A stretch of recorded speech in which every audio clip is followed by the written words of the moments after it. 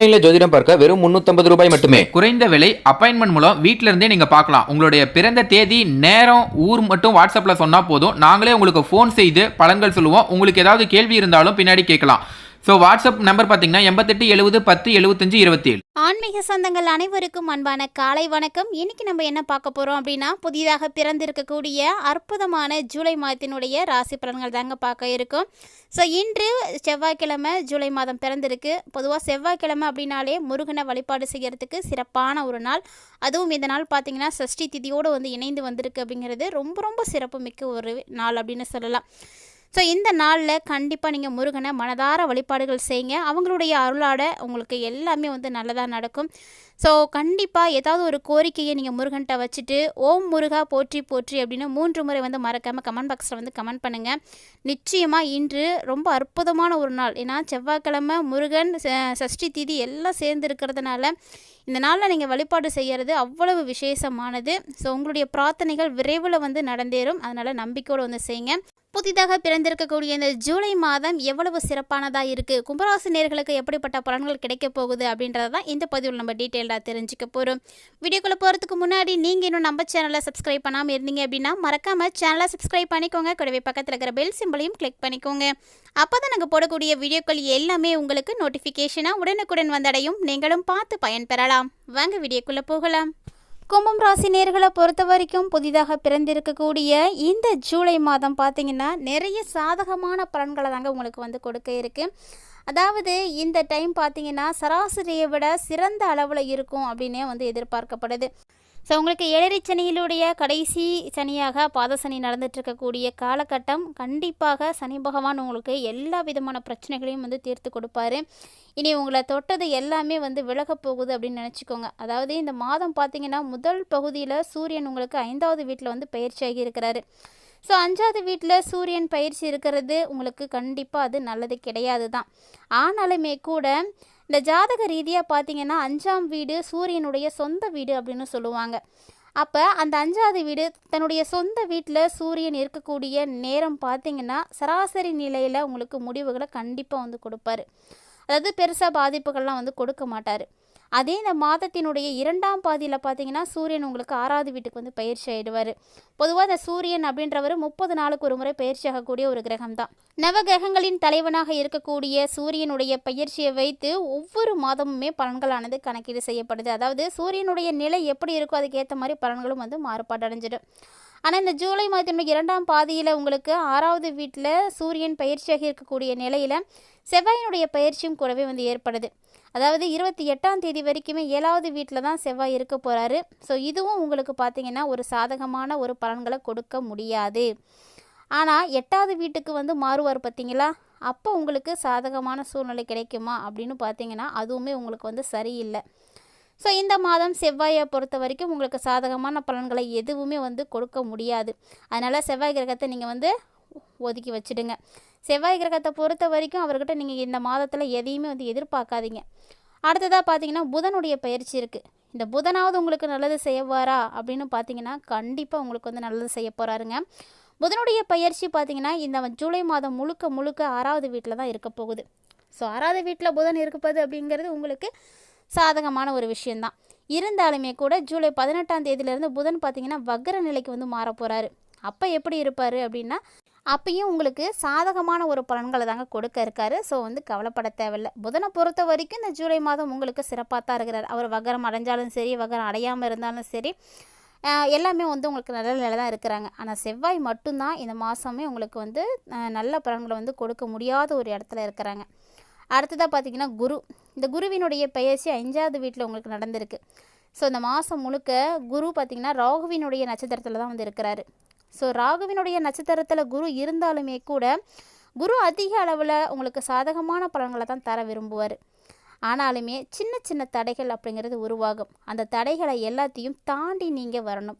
தடைகளை தாண்டிய பிறகு தான் குரு உங்களுக்கு நிறைய அனுகூலங்களை கொடுப்பார். ஸோ முன்னாடி ஒரு விஷயம் உங்களுக்கு தடங்கள் ஏற்படுது அப்படின்னா அதை அப்படியே நிப்பாட்டிடாதீங்க. அடுத்த முயற்சிகளையும் அதுக்காக எடுக்கணும். ஏன்னா முதல் முறையாக நம்ம அடையக்கூடிய தோல்விகளை வந்து நினைத்து கவலைப்படக்கூடாது. அடுத்தடுத்து நமக்கு நடக்க இருக்கக்கூடிய வெற்றிகளை தான் வந்து நம்ம வந்து நினச்சி பார்க்கணும்.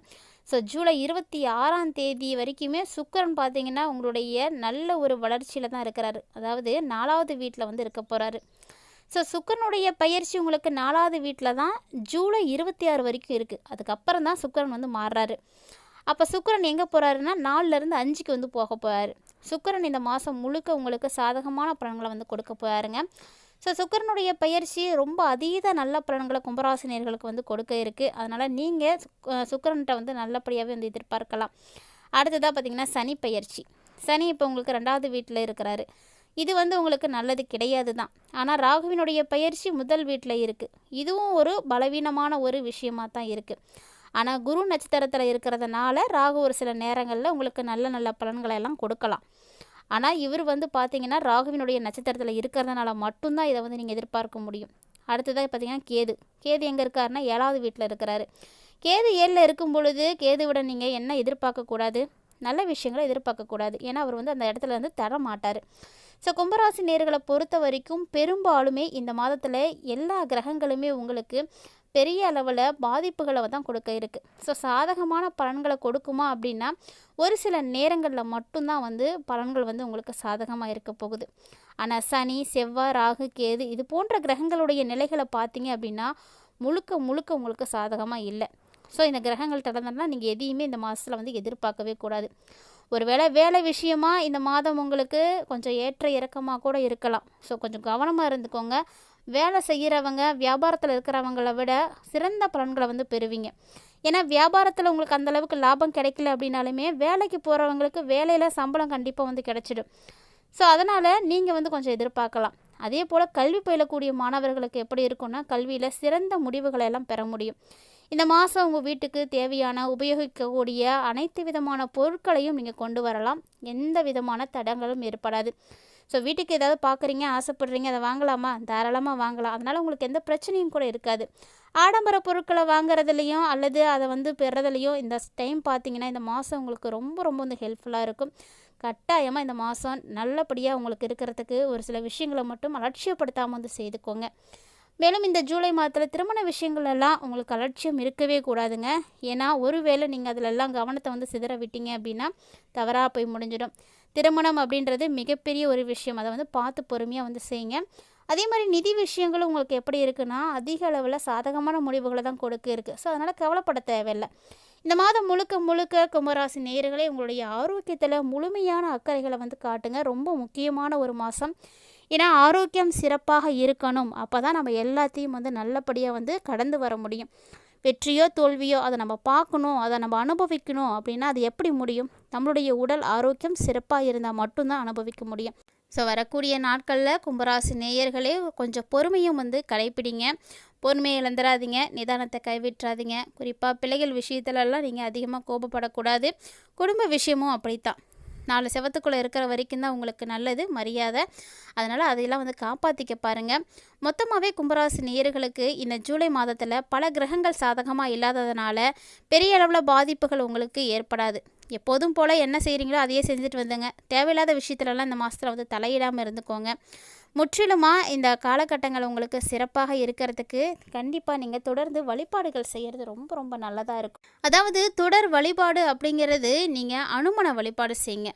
அனுமன வழிபாடு செய்கிறதுனால உங்களுக்கு பயம் போகும், ஒரு தெளிவு கிடைக்கும், தைரியம் பிறக்கும், எல்லாத்தையுமே வந்து சாதிக்க முடியும் அப்படின்ற அளவுக்கு மனசில் வந்து ஒரு தெம்பானது கிடைக்கும்.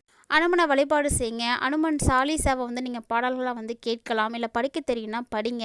இது மாதிரி உங்களால் என்னெல்லாம் முடியுமோ அதெல்லாம் வந்து நீங்கள் கண்டிப்பாக வந்து ட்ரை பண்ணுங்கள். அனுமன் கோவில்களில் நீங்கள் ஏதாவது அன்னதானங்கள் கூட கொடுக்கலாம். அதுவும் சிவப்பு நிறத்தில் இருக்கிற மாதிரியான பொருட்களை நீங்கள் அனுமன் கோவிலில் வந்து தானமாக கொடுக்கறதுனால இன்னும் உங்களுக்கு சிறப்பான பலன்கள் கிடைக்கும். கட்டாயமாக வந்து செய்து பாருங்கள். இந்த வீடியோ பதிவில் கும்பராசி நேயர்களுக்கு பிறந்திருக்கக்கூடிய புதிய ஆங்கில மாதமான ஜூலை மாதம் எப்படி இருக்குது அப்படின்றத நீங்கள் பார்த்துருப்பீங்கன்னு நினைக்கிறேன். கண்டிப்பாக வீடியோ உங்களுக்கு பிடிச்சிருக்குன்னு நினைக்கிறேன். பிடிச்சிருந்தால் லைக் பண்ணுங்கள், ஷேர் பண்ணுங்கள், மறக்காமல் கமெண்ட் பண்ணுங்கள்.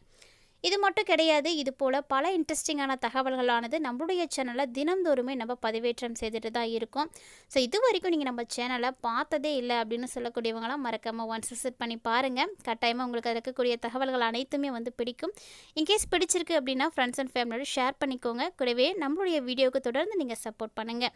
அடுத்தடுத்த பதிவுகளும் பார்த்தீங்கன்னா உங்களுக்கு சிறப்பான வகையில் நிறைய முன்னேற்றங்கள் தரக்கூடிய வகையிலையும் கிரகநிலைகளின் அடிப்படையில் முன்கூட்டியே தெரிஞ்சுக்கிற மாதிரியான தகவல்கள் தான் வந்து கொடுக்கப்பட இருக்குது. ஸோ இது மாதிரி நடக்க இருக்கக்கூடிய விஷயங்களை முன்கூட்டியே தெரிஞ்சுக்கணும் அப்படின்னு ஃபீல் பண்ணிங்கன்னா கட்டாயமாக நம்ம சேனலை சப்ஸ்கிரைப் பண்ணிவிட்டு தொடர்ந்து ஆதரவு கொடுங்க. கூடவே நம்மளுடைய சேனலில் கொடுக்கப்படக்கூடிய பரிகாரங்கள் பார்த்திங்கன்னா ரொம்ப எளிமையான முறையில் அனைவரும் செய்து பயன்பெறக்கூடிய வகையில் மட்டுமே கொடுக்கப்பட்டு இருக்கு. கட்டாயமாக செய்து பயன்பெறுங்க. மீண்டும் மற்றும் ஒரு ஆன்மீக தலைப்பில் சந்திக்கலாம்.